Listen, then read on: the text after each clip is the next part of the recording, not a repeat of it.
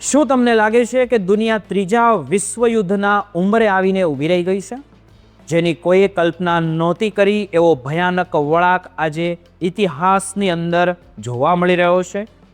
શાંતિના વાયદા કરનાર Trump પ્રશાસને Iran પર ઓપરેશન એપિક ફ્યુરી દ્વારા અત્યાર સુધીનો સૌથી મોટો હુમલો કર્યો છે અને પછી હવે પછતાવાનો પણ વારો આવે છે કે શું આ મેં જે કર્યું તે ખોટું જ થયું કે શું. ઈરાનના સર્વોચ્ચ નેતાને મોતને ઘાટ ઉતારી અને મધ્ય પૂર્વના આ સમાચાર તમને હચમચાવી પણ દેશે. મિત્રો, આજના વિશેષ ન્યૂઝમાં આપણે વાત કરીશું બધી જ કે શું થવાનું છે.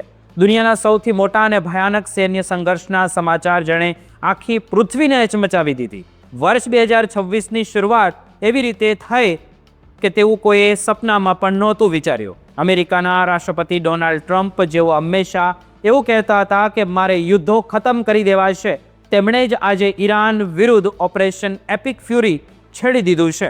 આ કોઈ નાનો મોટો હુમલો નથી, પણ એક આખા દેશને નેસ્તાનબૂદ કરી દેવાની રણનીતિ છે. આ ઓપરેશનની શરૂઆત 28 ફેબ્રુઆરી 2026ના રોજ થઈ, જ્યારે અમેરિકાએ ઈરાનના 1000થી વધુ ઠેકાણાઓ પર મિસાઇલોનો વરસાદ કરી દીધો.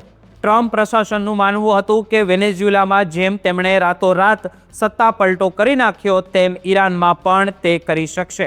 પણ ઈરાન કોઈ વેનેઝુએલા નથી. અહીં તો દાયકાઓથી યુદ્ધની તૈયારીઓ ચાલી જ રહી હતી.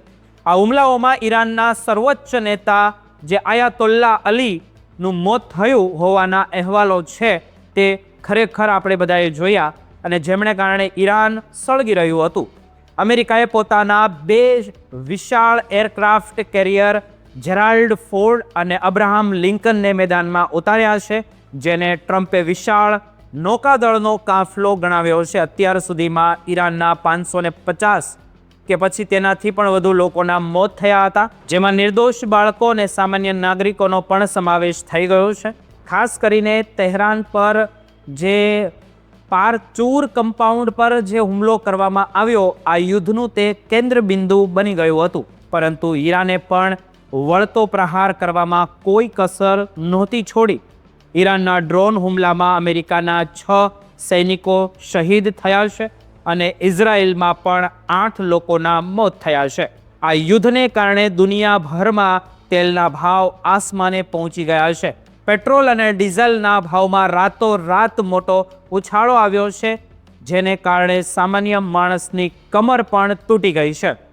શેરબજારના પત્તાઓ મહેલની જેમ તૂટી પડ્યા છે અને એવું પણ લાગી રહ્યું છે કે દુનિયા એક મોટી આર્થિક મંદી તરફ જઈ રહી છે. ઈરાને સામુદ્ર ધુની બંધ કરવાની ધમકી આપી હતી, તે હવે સત્ય થઈ રહી હોય તેવું લાગી રહ્યું છે. જ્યાંથી દુનિયાના 20% તેલ પસાર થાય છે, જો આ રસ્તો બંધ થયો તો આખી દુનિયામાં અંધકાર છવાઈ જશે. અને નવાઈની વાત તો એ છે કે અમેરિકામાં પણ ટ્રમ્પના નિર્ણયનો ભારે વિરોધ પણ થઈ રહ્યો છે.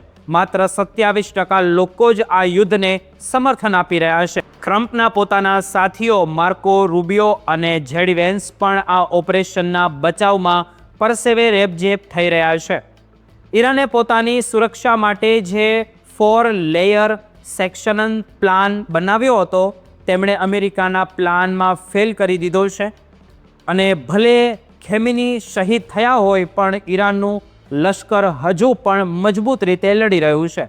ટ્રમ્પ અને રૂબિયો કહી રહ્યા છે કે હજી તો અસલી ખેલ બાકી છે અને આવનારા 4 થી 5 અઠવાડિયા ખૂબ જ ભયાનક હોઈ શકે છે. શું અમેરિકા ઈરાનને સંપૂર્ણપણે ખતમ કરી દેશે કે પછી અમેરિકા પોતે જ આ યુદ્ધની જાળમાં ફસાઈ જશે? તો આવનારો સમય જ બતાવશે. પણ અત્યારે તો આખું વિશ્વ આ વિનાશકારી યુદ્ધના પડઘા સાંભળી રહ્યું છે અને દરેકના મનમાં એક જ સવાલ છે કે શું આ માનવ જાતનો અંત છે? તો આ યુદ્ધની અસરો હવે તમારા રસોડાથી લઈને તમારા ખિસ્સાઓ સુધી પણ પહોંચી જશે. મિત્રો, અને ગ્લોબલ ઇકોનોમી અત્યારે વેન્ટિલેટર ઉપર હોય તેવું કહી શકાય.